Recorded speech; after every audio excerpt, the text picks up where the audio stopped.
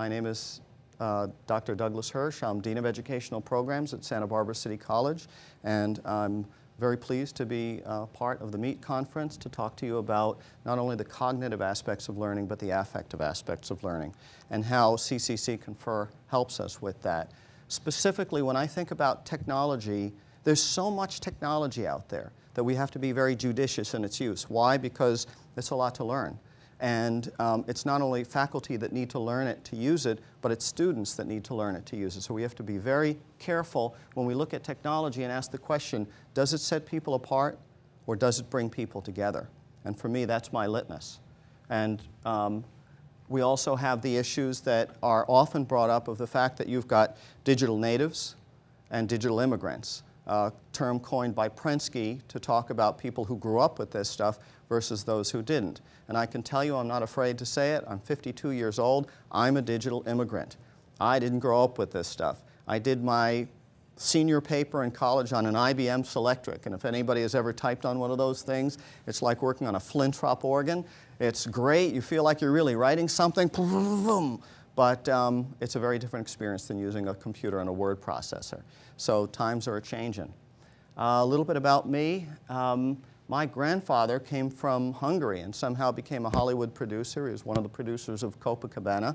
And so Marx Brothers stories were very big in my family. And in fact, Groucho Marx is sort of a hero of mine. He had all kinds of great sayings like, home is where you hang your head.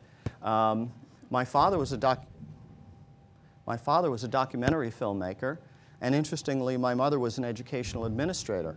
So after college, I got into feature films. I worked on a lot of films with David Lynch. I worked on Dune, Blue Velvet, other films. And then I found that I was really interested in documentary films because that teaching capacity available and, hey, look at this. You've never been here. In fact, I've never been here, and this is fascinating. That I always felt was so potent in documentary films, and I thought, wow, is there a translation from documentary filmmaking to education? I thought, and this was in the mid to late 80s, could it be possible to take all of this content and somehow use it for higher ed? And here we are now in 2011, and that's almost a given. So I was in feature films, I was in documentary films, and I did commercials for money. But then more and more I realized that where I wanted to go was education and use the power of films in education. So the first thing I want to talk about is distance ed. Because as you probably know, in the California community colleges, distance ed has grown by leaps and bounds. In fact, 23% on average, year on, year out for the last 11 years. And that kind of looks like this. If you had a 403B or an IRA and you put $10,000 into it for 11 years at no interest, you'd have $110,000. But if you had 23% interest for that same period of time, it'd be 6 times that. So that gives you some sense of how exponential that growth can be. As a matter of fact, if you look at the community college's data mart, you'll see what looks like the beginning of an exponential curve.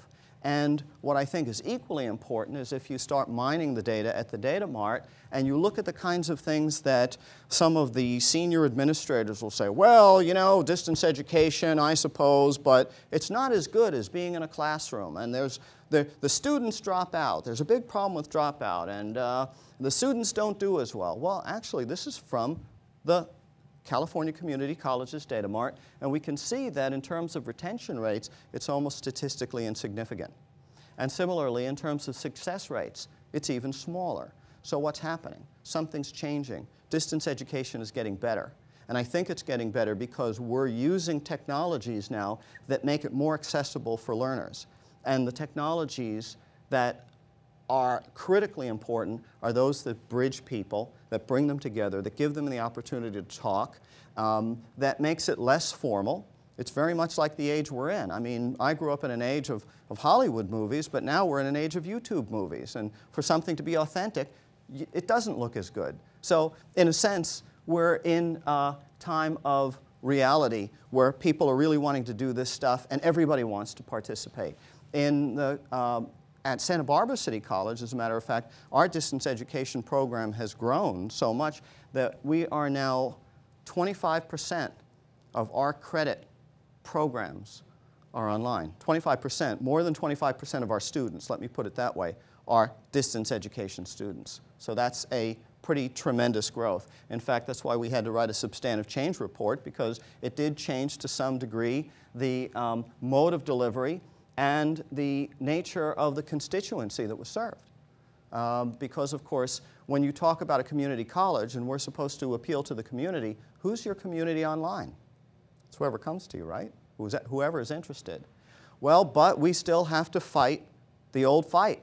When people say things like, and they go way back, 1998, but you still hear it, low student satisfaction. And now I'm talking to you about national trends.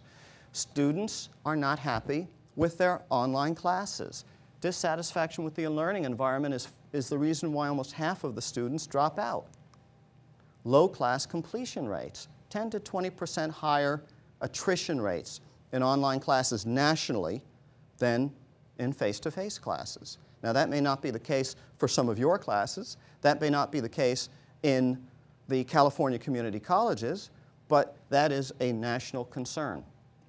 And the third one, of course, is low academic achievement. Unless, now we're seeing various researchers talking about it, and unless the technology is applied appropriately, meaning some people are realizing it's not necessarily the nature of the beast, it's how we apply it. Most importantly, lack of interaction. Distance education has really been born from a couple of parents, one of which was correspondence school. So when you think about it, for years, things were sent back and forth in the mail and everything was hunky-dory, and if you could draw, you know, Scooby the Clown, you were fine. You could get that art degree. But now, we've put it online. What have we done? Not we, that is you and I, but many faculty members, what they do is they take that same sensibility of how they teach in the classroom and they just turn it into text, as we've heard before. And they put that up online. They think that's a sufficient classroom. And so we know now that what works in the classroom can and should also work online, which is interaction. We should make an online classroom as full and realistic a classroom environment as possible. There should be interactivity, and it should simulate the quality of contact between teacher and student that we see in the classroom with the use of technology. And again, I'm using researchers to underpin my points. Now, there is a very specific type of interaction, because there are 4 levels of interaction that have been noted in the research literature. The first, of course, is student-teacher. The next one, as you would expect, is student-content. The third one is considered student-student. And the fourth level is considered student-interface. And I personally feel that that's a little mixed up, because I think student interface should come first, because that's the first thing a student sees, is your interface. And your interface tells them immediately whether it's going to be a welcome class and a fun class, or whether it's going to be a bear. Well, unfortunately, I know that many people don't have online classes that look like this, but lots of people do. Text-rich online classes with maybe a threaded discussion, go read this, come back, do that. And I just have to say, it's not real lively for a lot of students. And whether or not we feel that students should read, heck, I'm a reader. You put something in front of me, I don't want to read it, I read it. You know, a bottle, a can, a soup can, whatever. I'm reading the ingredients. And have you ever tried that, not reading something that's in front of you? But you know, there are a lot of people now that don't like to read. That doesn't mean that we shouldn't set a bar and ask people to read, but at the same time, it means that we've got to mix it up and we've got to use other media. That often leads to this. A student just says, oh my God, what am I going to do? And so what's their first reaction? I'll give it a couple of days. You know, procrastination really pays off now. And so give it a couple of days. Before they, you know it, it's 3 days later. They go back in the class. Nothing's changed, except 3 days have passed, and they start falling behind. And then apathy sets in, and then they just drop the class. And that's pretty common, unfortunately. So you want to create an environment for students that they know they're going to have some fun in. So in essence, what we're trying to do is the opposite of what this black and white photo is, which, in my opinion, looks like the last bus stop before oblivion. And we want to create affiliation for our students, a sense of belonging, rather than what students have said, they feel, which is disconnected or socially isolated in their online classes. So this brings us to the subject of human presence. And what is human presence? So many researchers have variously defined it. I like Picciano's. He's a fairly famous educational researcher, and he said a sense of belonging in a place, a sense of being in a place and belonging to a group. And that makes sense. I mean, we can hold on to that. We can understand that. But the one I like even more is the illusion of non-mediation. And that's partially because maybe it's got this iambic pentameter that trips off the tongue, and it sounds neat, but what does it mean? And when I think of it, it reminds me of another saying, the suspension of disbelief, which we've all heard. You're watching a movie, and it's like, wow! And at that moment, you're not thinking, I'm me, sitting in this chair, watching this movie with my hand in the popcorn. You're just there. Well, can we create that for our students in our online classes? And that's, I think, the great goal, is for them to feel like there is not mediation. They're there. And that's what we're hoping to do, because seeing really is believing. So this is about learning through agency then. This is about our role as educators is to provide an environment in which students can learn. And if you are advocates of social constructivism, which means that students build knowledge and that they build it together, then it only makes sense that you want to have students come together and learn and be able to interact with each other as well as the instructor. And sure enough, interaction is the key to that. So here's how I connect the dots.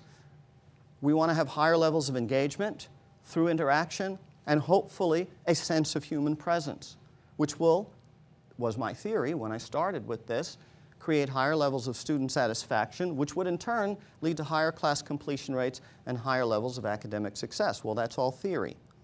And how do you get there, and does it work? Is it true? So another way of saying that is taking the distance out of distance education through human presence design. I mean, even the term distance education is a bit off-putting, isn't it? I had a friend who was pre-med and went to Harvard the same years that I went to college. And, in May of the first year, I said, how'd it go? What'd you think? And he said, well, I wasn't getting up on time, and I'd get to my class, and it'd be a 400-seat lecture hall, and there wouldn't be any seats left, so they'd have a spillover room and with a video monitor, and I'd be in that room just watching the instructor on a video monitor. And I now, in retrospect, think how brilliant of Harvard to have developed distance ed back in the late 70s. I mean, you don't have to be off campus to have distance ed, right? To feel at a distance. And human presence can or cannot happen in a face-to-face or an online classroom, and it's very important.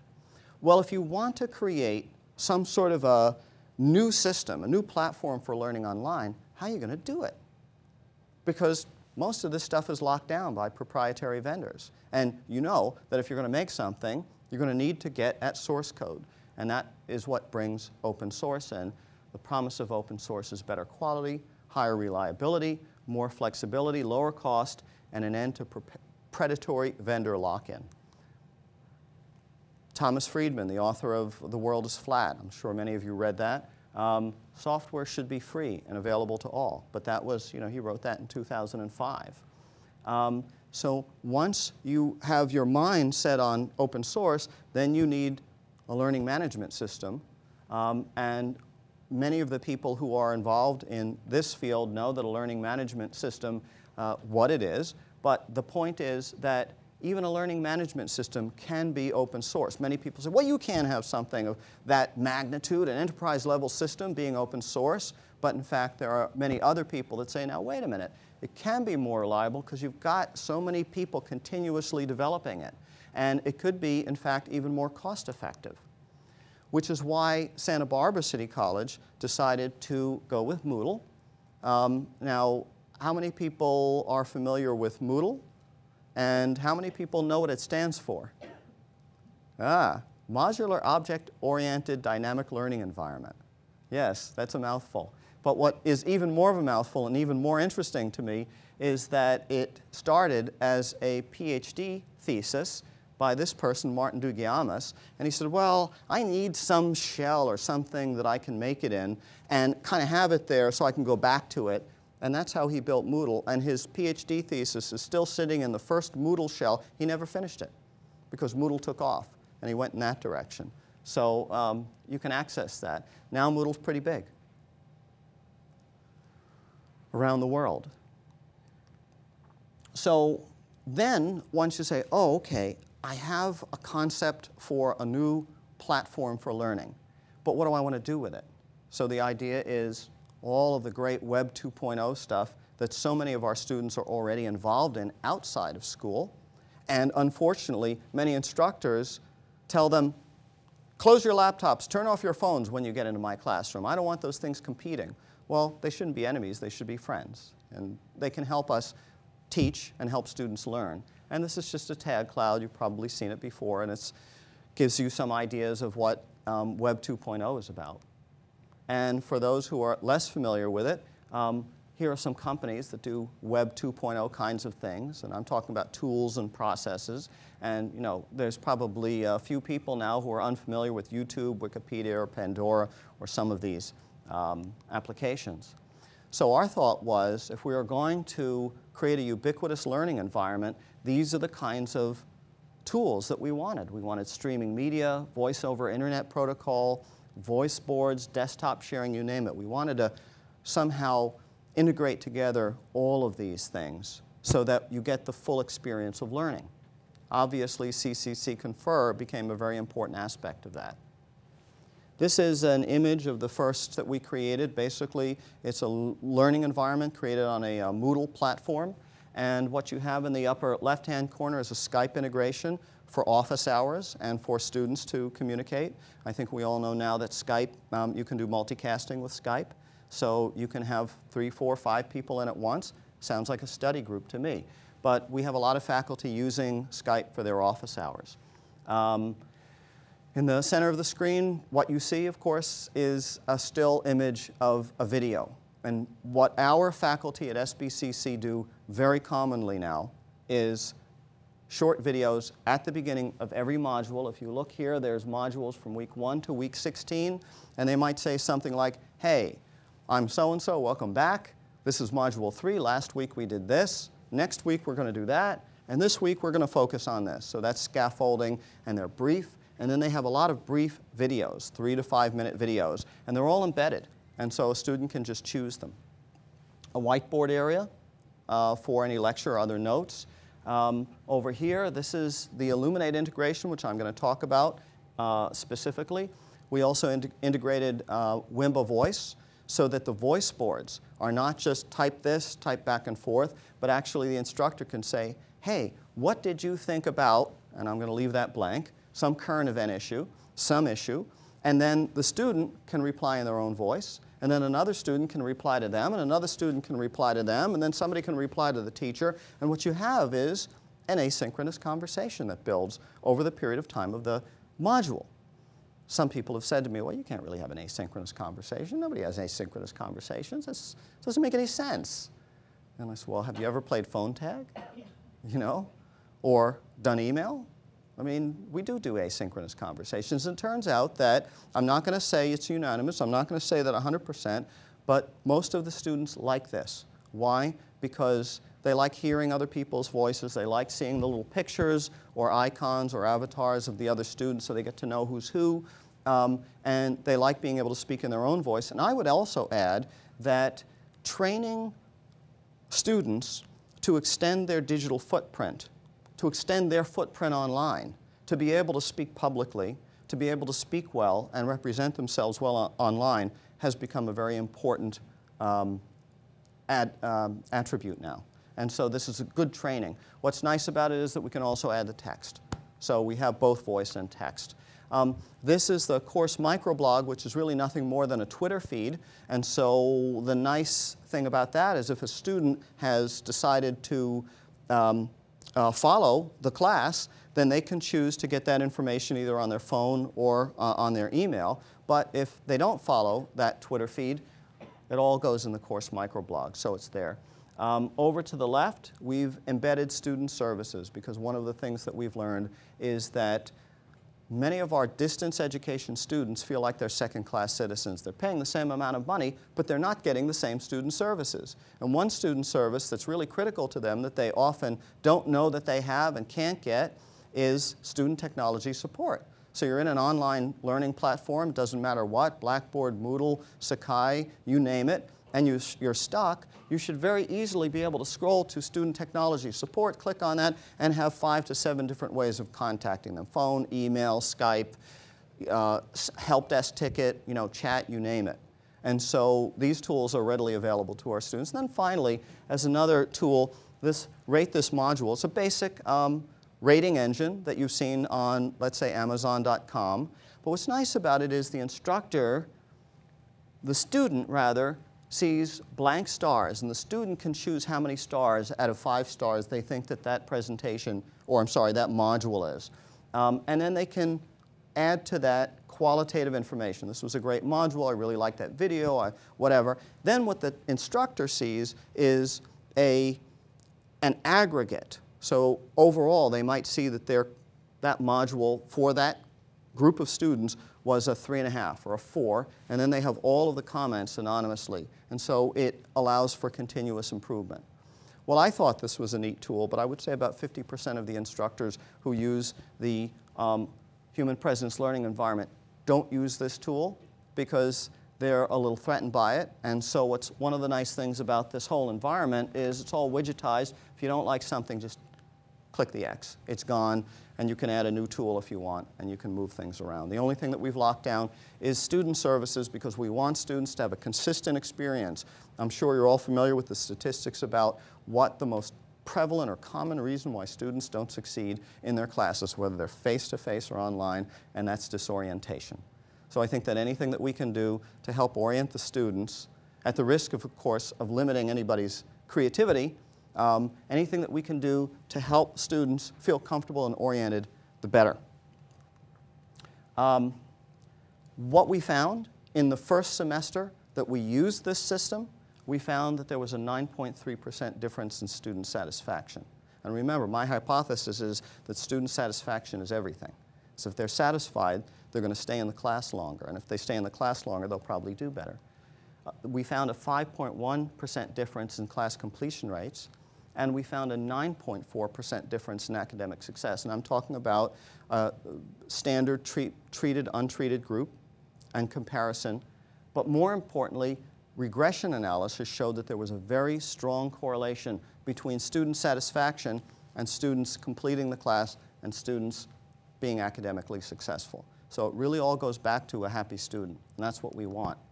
But then the question might be, well, how's it gone over time?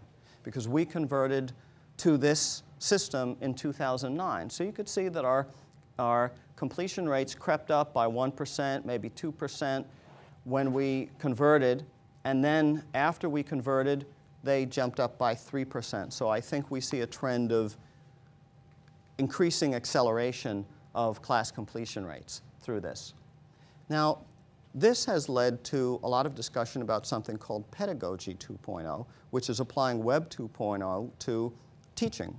And many of you may be familiar with John Seely Brown, who used to be the chief scientist at Xerox and has since been a writer, thinker, and speaker on education. He said, somebody's going to do this. Somebody is going to transform the way we teach online. And I think what's wonderful about the MEET conference and all of us here and CCC Confer is it is in fact transforming the way we teach online. So I see Elluminate as a ubiquitous application.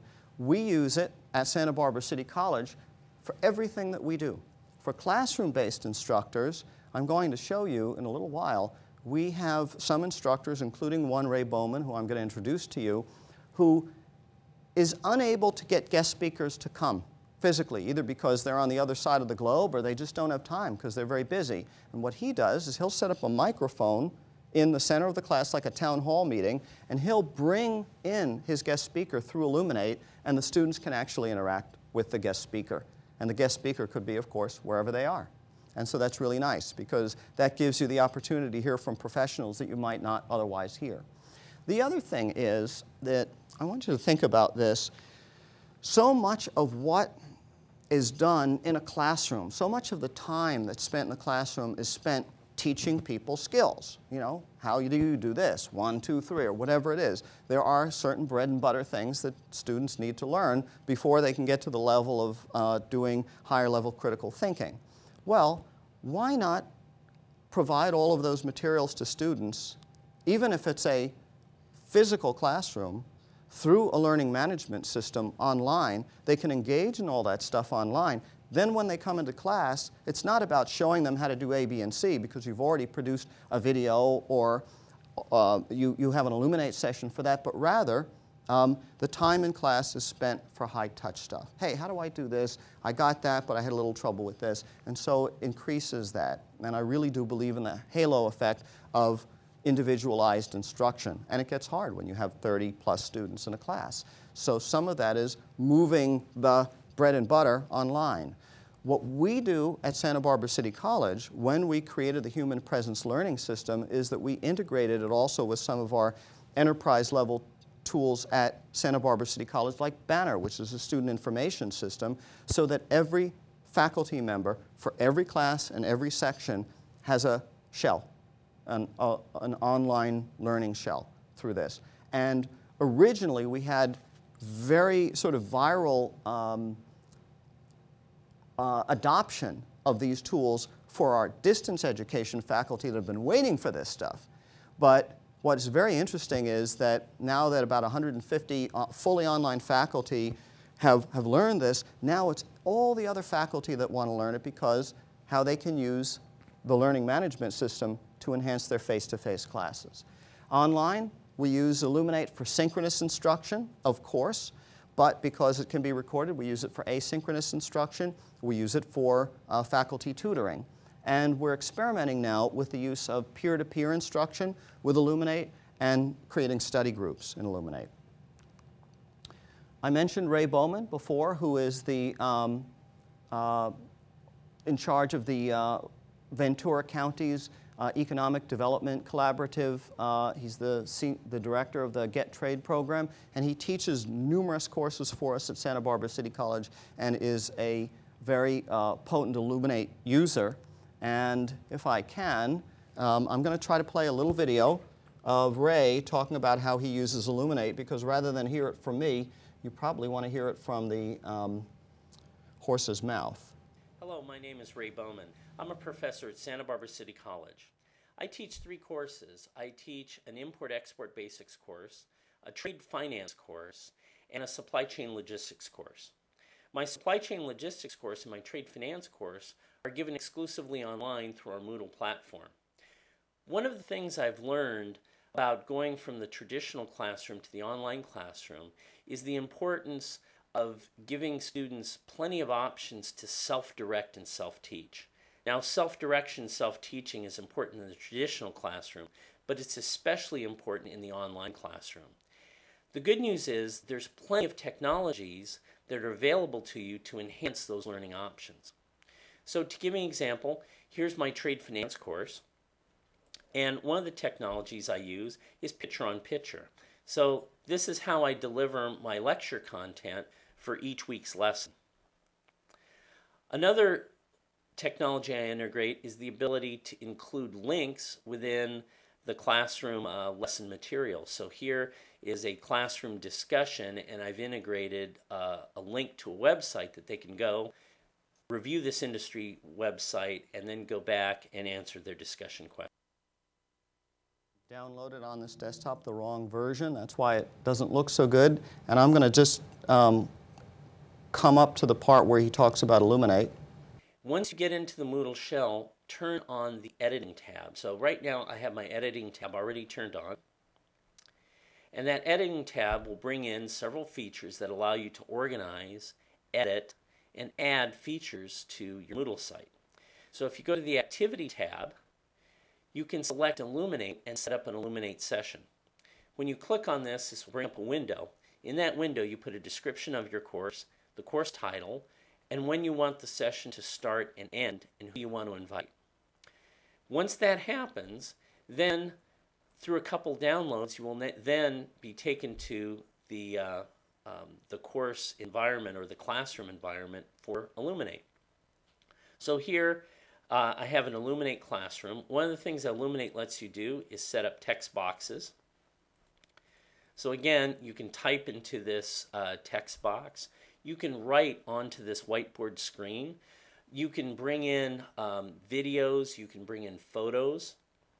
You can invite students into your desktop. So if you want to demonstrate a calculation on a spreadsheet, if you want to show something on your desktop, some sort of math operation, you can do that within this whiteboard setting. The way students interact with you, they have several different ways. One is to enter in a question through the chat function. So this allows a student that has no other technology other than their computer to interact with you.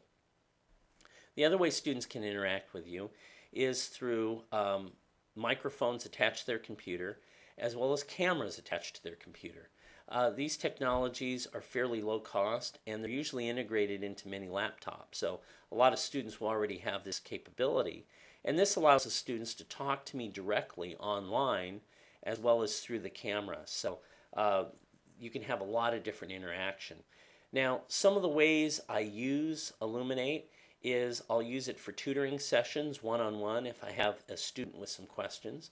I'll use it for group tutoring sessions. I can invite my entire class into a session to go over some material that maybe they had problems with. The other way I use Elluminate is for guest speakers. I'll even use it in my online classroom, where I'll bring up the Elluminate classroom projected on the screen in the classroom and invite a guest speaker. One of the difficulties with teaching an online or international business class is getting guest speakers. But with Elluminate, I can get guest speakers from all around the world and have them participate in the online classroom. The other advantage to this, too, is if students miss a session online, they can review a recording because you have a recording feature through Elluminate. The other feature that I use within Elluminate is presentations. So I can upload a PowerPoint presentation and go through that as well. So to give you an example, here's a class that I did on the required documents for international trade. And again, I can go through my presentation, I can mark on the presentation, I can answer questions. So I hope this motivates you to try to use the Elluminate technology, integrate it into your online and traditional classrooms, as well as use some of the other technologies that are available to you through the Moodle platform. So Ray is just one example of using Elluminate in ways that are probably not too terribly surprising, except possibly for using it live, for having a speaker come in, both in the classroom and online. But now we're finding that more and more faculty are using Elluminate because of all of the tools that are available within it. And I wanted to share with you where that's all going. Well, in the last couple of years, the human presence learning environment's been written about in a number of publications: USA Today, Chronicle of Higher Ed, Inside Higher Ed, Tech Edge, and it's received a number of awards. And I think that that really should be shared with Elluminate or CCC Confer, because that's such an important component. It is so powerful to be able to say to your online students, who many are working full-time. We do surveys every year, and we find that the vast majority of our students who are our online students are actually working 40 hours a week or more. And so what Ray will do is he'll say, on Tuesday at 6 o'clock, I'm going to do this live Elluminate session. I'm going to repeat it again the following day in the morning, and hopefully catches most of the online students, notwithstanding differences in time zones. But of course, what he also does is he hits that record button at the beginning, so that video that is created, video and audio, then gets subsumed and placed into the Elluminate shell. And one thing that I skipped over in the video of Ray and didn't show, which is very important, is that the way we've integrated Elluminate in the learning platform, when it says live session, you just click on it and it's there. You don't have to do all of the logging in that otherwise is necessary. So a student just clicks on that. And if you have several Elluminate or CCC Confer rooms or times or different ones in different modules, it's still just click there. They never get confused. It's not like it sends the students to the wrong place. We've also won some awards. If I haven't mentioned that, we won the Technology Focus Award. I'll be going to the Campus Technology Conference in Boston for the Innovator of the Year award for this. And we were finalists in the Next Generation Learning Challenges contest. So I think that what's happening is that all of us who are using these tools to bring learning to life, primarily in distance education, we're finally beginning to be recognized. We spent probably a lot of time being pioneers and marching uphill, but in fact now people are beginning to see that this is important. For example, well, you know, it's commonly used. It's a ubiquitous application. You know, people love the video, but no, seriously, I gave a presentation. I was asked to give a presentation to the U.S. Department of Education about the human presence learning environment and how we've integrated these tools, and I used Elluminate for it. And when they were watching the presentation, they were as amazed by the content as the method by which we were speaking, because of course I was in Santa Barbara, they were in Washington. So much so that I gave the presentation once and they said, you know what, we want you to give it again to a room of more senior people.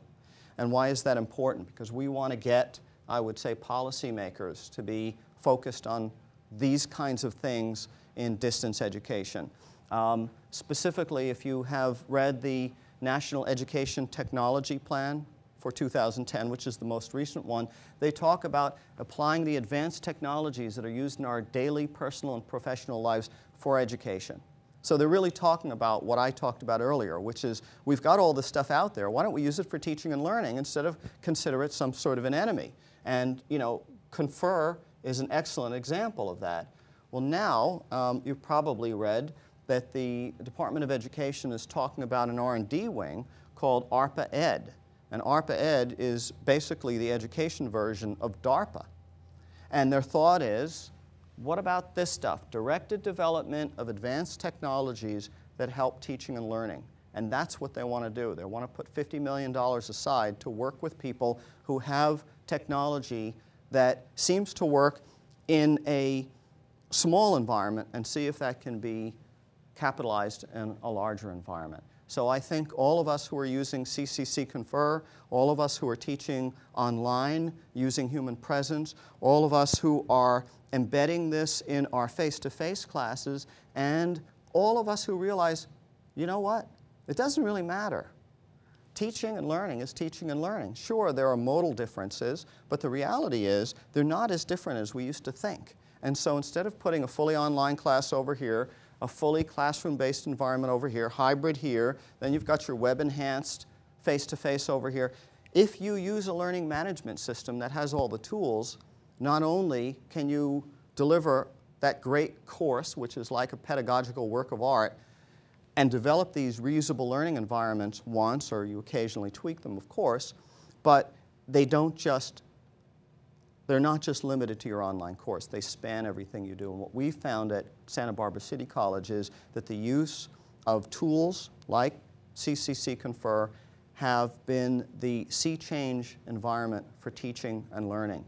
That it's not really where you're teaching, but what tools that you're using to reach students. And it doesn't matter if you're face-to-face or fully online. And I think that is sort of the topmost point, which is it's all about how you apply the technology to bring people together. And that's what I care about. And thank you for caring too.